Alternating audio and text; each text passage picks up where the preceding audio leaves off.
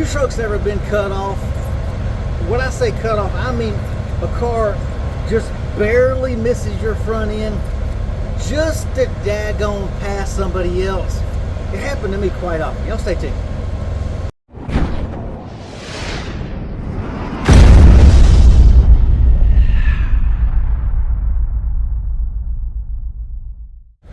What's up, y'all? Welcome back to the Truck Trucker channel, y'all. It's Kimosabi, let's call him part Native American, one day great-great-grandmother, full-blooded Cherokee, y'all. You know, I've been told I kind of look like an Indian. I got the Indian look with the cheekbones, the Indian hook nose, and all that, but I just took a shower. Got the fresh shower going on. Hey, we got the Native American stuff going on. Hey, it's good. Anyway, y'all, let's talk about this video, y'all. It happened yesterday. I wish I was in my Coronado where I could pull the dash cam footage and show you just what happened. I'm so tired of, in the company truck, I ain't gonna lie, y'all, I'm one of them right lane gang. In my Coronado, I was left lane gang. In this company truck, I'm right lane gang. Very rarely am I in the left lane gang. I can jump out past somebody and get back over. But as a right lane gang member, it's sickening watching these other trucks going past me.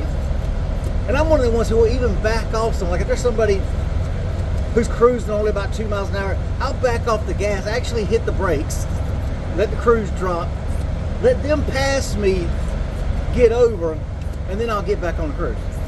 That's truck courtesy that that's not out here today anymore, y'all. These young people today wearing flip-flops and Crocs and pajama bottoms inside of the truck stop with, you know, they got the underwear down, you know, past their freaking butt. Oh, you can't see it.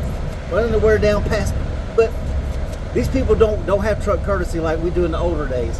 Now granted, I've only been driving for 21 years, but I still remember back when we had courtesy. There is none now. Now, I think we need to bring back driver's ed in school.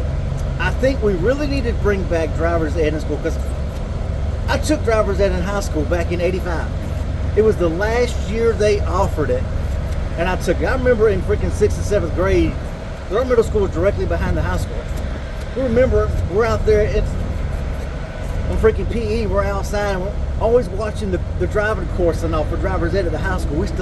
That used to be every kid's goal at middle school is to get to high school and get in the cars and do the course and all. Well, I took the last course the year they had it. It was nice because you actually got, if you complete the driver's ed course, you get a certificate, you turn that in, you get cheaper insurance rates. Well, I wish we would bring back driver's ed in the school and teach trucker etiquette of driving around a truck. Case in point, yesterday. I kid you not, this is how it actually went down. I'm in the right lane. There's another truck passing me. Now he was going, you know, pretty decently past me. He's probably going about 5 miles an hour past me. So it wasn't like he was just creeping past me.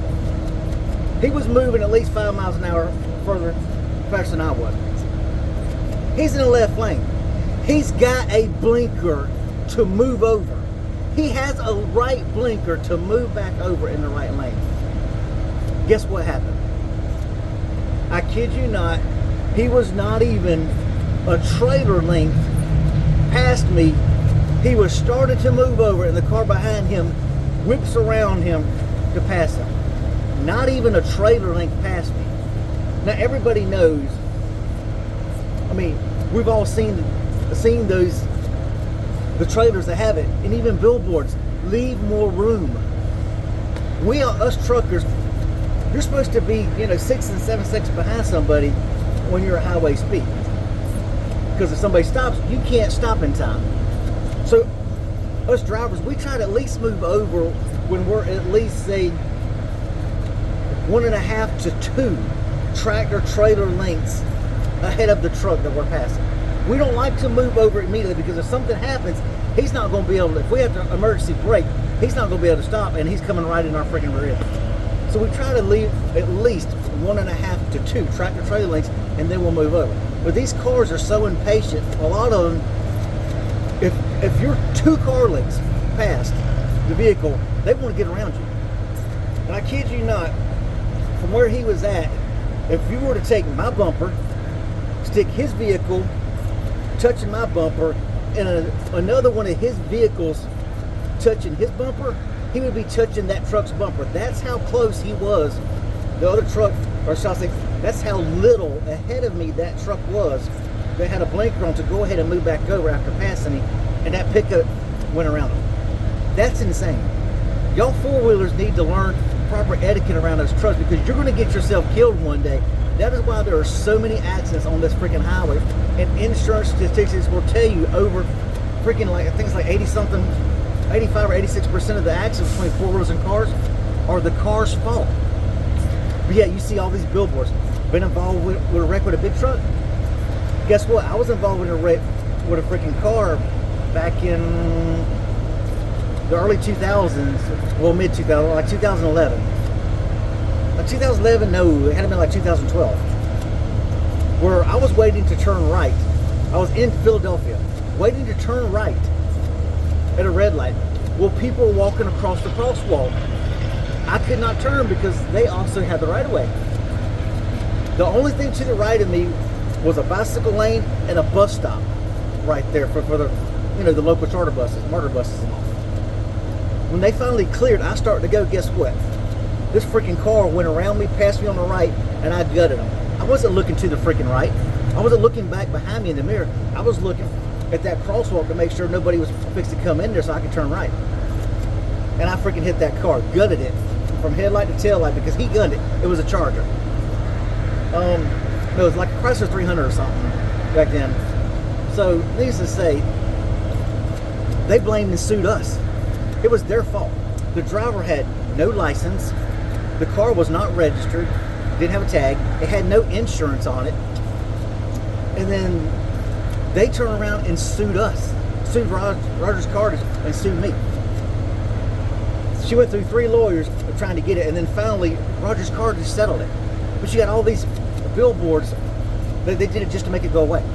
But the lady went through several freaking lawyers, and as soon as they got all the facts and the details, 2 other previous lawyers driver like, no, this ain't worth it. No, you're in the fault. You can't sue the company. You're in the fault of this.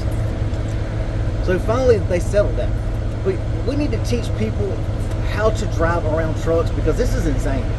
This is literally insane the way y'all drive around four-wheelers, and y'all always want to blame us truck drivers.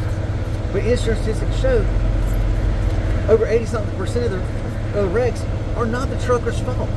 But y'all still want to sue the truck like it's his fault. You'll go back and look at 4 months worth of logs and say, oh, well look, 4.5 months ago, he went over his time by 5 minutes. If he wouldn't have went over his time by 5 minutes, he wouldn't have been here at this particular day and time for this wreck. Even though it was my client's fault, he wouldn't have been here for the car to hit the truck. That's how these lawyers play these stupid games. That shouldn't be allowed, y'all. Y'all, we need to bring driver's ed back into school, teach these people how to drive around trucks, make it mandatory to renew regular class, whatever, A license, whatever freaking, I had a CDL, so I don't even know what a regular driver's license class is. But their new class, four-wheeler license, they needed to have a course on driving around trucks. I think everybody should push for that. Anyway, y'all, that's just my opinion. Anyway, we hope y'all all had you a great, safe, blessed weekend. We'll catch you on this one, y'all. Peace out. Even when you feel low, you can still go. Even when you feel slow, you can still go. Even when there's no hope, you can still go. I never answer to no, man, I still go.